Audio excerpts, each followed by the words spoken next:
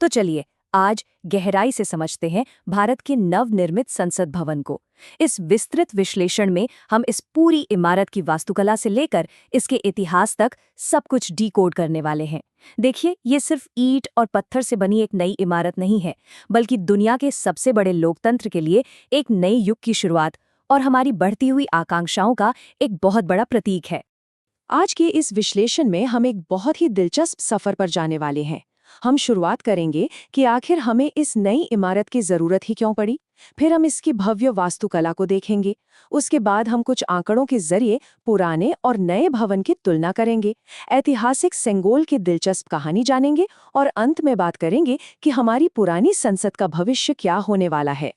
तो सबसे पहला और सबसे बुनियादी सवाल यही उठता है, आखिर एक नया संसद भवन क्यों? देखिए, पुरानी इमारत की व्यवहारिक सीमाएं बिल्कुल साफ नजर आ रही थीं। जैसे जैसे हमारे देश की आबादी बढ़ रही है, भविष्य में जनप्रतिनिधियों यानी सांसदों की संख्या भी तो बढ़ेगी ना। और पुरानी संसद में इसके लिए जगह सच में बहुत कम थी। इसके अलावा वो 1920 के दशक का अंग्रेजों के जमाने का बुनियादी ढांचा था, जिसमें आज की अत्याधुनिक तकनीक को फिट करना लगभग नामुमकिन सा हो गया था। साथ ही आज के समय की आधुनिक सुरक्षा चुनौतियों को देखते हुए हमें एक बिल्कुल नए और अपडेटेड प्रोटोकॉल वाले भवन की सख्त जरूरत थी। आसान शब्दों में कहें तो एक तेजी से बढ़ता हुआ आधुनिक लोकतंत्र उस 100 साल पुराने ढांचे से बाहर निकल रहा था। चलिए अब आगे बढ़ते हैं और देखते हैं कि इस भव्य इमारत को असल में डिजाइन कैसे किया गया है। आपको बता दें कि इस शानदार इमारत को अहमदाबाद के मशहूर वास्तुकार विमल पटेल ने डिजाइन किया है और इसे टाटा प्रोजेक्ट्स ने बनाकर तैयार किया है। विमल पटेल कोई आम नाम नहीं है, ये वही शानदार आर्किटेक्ट हैं जिन्होंने काशी विश्वनाथ कॉरिडोर जैसी विशाल परियोजना को भी डिजाइन किया था। उनका ये पिछला काम हमें ये समझने में मदद करता है कि इस पूरे सेंट्रल विस्टा प्रोजेक्ट का स्केल और इसकी भव्यता आखिर कितनी बड़ी है। आपने शायद नोटिस किया हो कि इस इमारत का डिजाइन त्रिकोणीय यानी तिकोना है, और ये कोई इत्तेफाक नहीं है। ये उपलब्ध जगह के सबसे बेहतरीन इस्तेमाल के लिए बहुत ही सोच समझकर चुना गया आकार है। और इसके ठीक ऊपर ताज की तरह सजा है हमारा राष्ट्रीय प्रतीक अशोक स्तंभ, जो गर्व से भारत की समृद्ध विरासत को दर्शाता है। इस वास्तुकला में एक बहुत ही गहरी और दार्शनिक बात भी छिपी है। इस भवन में एंट्री के लिए 3 मुख्य द्वार बनाए गए हैं, जिनके नाम हैं ज्ञान द्वार, शक्ति द्वार और कर्म द्वार। जरा सोचिए, ये सिर्फ दरवाजे नहीं हैं, बल्कि ये नाम इस बात का प्रमाण है कि कैसे हमारे सांस्कृतिक और आध्यात्मिक मूल्यों को इस इमारत के भौतिक ढांचे में सीधे तौर पर पिरोया गया है। अब अगर हमें इस पूरे अपग्रेड को सही मायनों में समझना है, तो हमें सीधे आंकड़ों पर नजर डालनी होगी। इस तुलना को देखिए, इसमें कुछ चीजें बहुत दिलचस्प हैं। एक तरफ 1927 की पुरानी संसद है, जिसे एडविन लुटियंस और हर्बर्ट बेकर ने डिजाइन किया था, और दूसरी तरफ विमल पटेल की नई संसद। पुरानी इमारत गोलाकार थी, जबकि नई त्रिकोणीय है। अगर हम क्षेत्रफल की बात करें तो ये 47,500 वर्ग मीटर से बढ़कर सीधा 64,500 वर्ग मीटर हो गया है। और निर्माण लागत, वो तो पूरे एक सदी के फर्क को साफ दिखाती है। जहां पुरानी संसद में लगभग 83 लाख रुपए लगे थे, वहीं आज के इस नए भवन की लागत लगभग 800 करोड़ रुपए आई है। बैठने की क्षमता में जो भारी उछाल आया है, वो वाकई देखने लायक है। पुरानी संसद में जहां कुल मिलाकर 800 लोगों के बैठने की क्षमता थी, वहीं इस नए भवन में 1272 सदस्यों के बैठने की विशाल व्यवस्था की गई है। ये जंप बहुत जरूरी था, ताकि भविष्य में परिसीमन के बाद जब सांसदों की संख्या बढ़े तो हमारे पास पर्याप्त जगह हो। चलिए इसे सदनों के हिसाब से थोड़ा और बारीकी से समझते हैं। पुरानी लोकसभा में 550 और राज्यसभा में 250 सीटें हुआ करती थीं, लेकिन इस नए डिजाइन में लोकसभा की क्षमता को बढ़ाकर 888 सीटों तक और राज्यसभा को 384 सीटों तक कर दिया गया है। ये आंकड़े सीधे तौर पर उस जगह की कमी वाली समस्या का एक सॉलिड समाधान है, जिसकी बात हमने शुरुआत में की थी। लेआउट में एक और बहुत बड़ा बदलाव किया गया है। शायद आपको पता हो कि पुरानी संसद में दोनों सदनों की संयुक्त बैठक के लिए एक अलग सेंट्रल हॉल हुआ करता था, लेकिन नए भवन में कोई अलग से सेंट्रल हॉल नहीं बनाया गया है।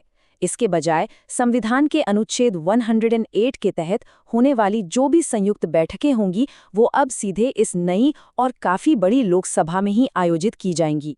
ये कक्ष इतना विशाल है कि दोनों सदनों के सदस्य इसमें आराम से एक साथ बैठ सकते हैं। चलिए, अब हम इस चर्चा के सबसे चर्चित और सांस्कृतिक पहलू की तरफ मुड़ते हैं, ऐतिहासिक सेंगोल। सबसे पहले तो ये समझते हैं कि सेंगोल है क्या।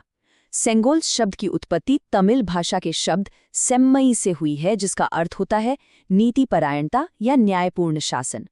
आसान शब्दों में कहें तो ये एक ऐसा राजदंड है जो धर्म, नीति और न्याय के रास्ते पर चलने वाले शासन का एक बेहद शक्तिशाली प्रतीक है।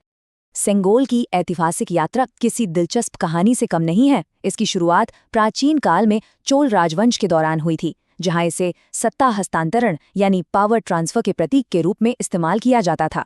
गृह मंत्री अमित शाह द्वारा साझा की गई जानकारी के अनुसार, जब लॉर्ड माउंटबेटन ने सत्ता हस्तांतरण के तरीके को लेकर सी राजगोपालाचारी से सलाह ली, तो उन्हीं के सुझाव पर 14 अगस्त 1947 को तमिल पुजारियों द्वारा इसे स्वतंत्र भारत के पहले प्रधानमंत्री पंडित जवाहरलाल नेहरू को सौंपा गया था। उसके बाद के कई दशकों तक ये इलाहाबाद के संग्रहालय में सुरक्षित रखा गया और अंततः 28 मई 2023 को इसे हमारे नए संसद भवन में लाया गया। तो आज ये सेंगोल कहाँ है? इसे नई लोकसभा में स्पीकर यानी अध्यक्ष की कुर्सी के ठीक बगल में पूरे सम्मान के साथ स्थायी रूप से स्थापित किया गया है। प्रधानमंत्री मोदी ने इसे तमिल पुजारियों से स्वीकार किया और फिर इसे वहां स्थापित किया। ये हमारी प्राचीन भारतीय परंपराओं और आधुनिक लोकतांत्रिक व्यवस्था का सच में एक बेहद खूबसूरत संगम है। ओह, और यहाँ एक छोटा सा लेकिन बड़ा ही मजेदार फैक्ट है। इस नए भवन के उद्घाटन को हमेशा के लिए यादगार बनाने के लिए विशेष रूप से 75 रुपए का एक नया स्मारक सिक्का भी जारी किया गया था। ये 75 का अंक भारत की आज़ादी के 75 वर्षों और अमृत महोत्सव को भी बहुत खूबसूरती से दर्शाता है। अब जब हम इस विश्लेषण के आखिरी पड़ाव पर हैं, तो हमें आगे की तरफ भी देखना चाहिए। आपके मन में भी ये सवाल जरूर आ रहा होगा कि आखिर 1927 से भारतीय लोकतंत्र के हर उतार चढ़ाव की गवाह रही उस ऐतिहासिक पुरानी संसद का अब क्या होगा? तो जवाब बहुत ही सीधा है। उस ऐतिहासिक इमारत को बिल्कुल भी तोड़ा नहीं जाएगा। इसके बजाय इसे रीपर्पस किया जाएगा, यानी इसे संसदीय कामकाज, अतिरिक्त दफ्तरों और सुरक्षित स्टोरेज के लिए एक अहम सहायक स्थान के रूप में इस्तेमाल किया जाएगा। मतलब हमारी पुरानी इमारत अब नई संसद के एक सहयोगी के रूप में अपना योगदान देती रहेगी। तो सबसे अहम बात सोचने वाली ये है कि दुनिया के सबसे बड़े लोकतंत्र की ये नई वास्तुकला आने वाले समय के विधायी इतिहास को किस तरह आकार देगी। ये सिर्फ एक इमारत नहीं है, ये भविष्य के भारत की उम्मीदों और हमारे लोकतांत्रिक मूल्यों का एक बिल्कुल नया केंद्र है। और इसी महत्वपूर्ण विचार के साथ हम आज के इस विश्लेषण को यहीं समाप्त करते हैं। इस पूरी चर्चा में हमारे साथ जुड़े रहने के लिए आपका बहुत बहुत धन्यवाद।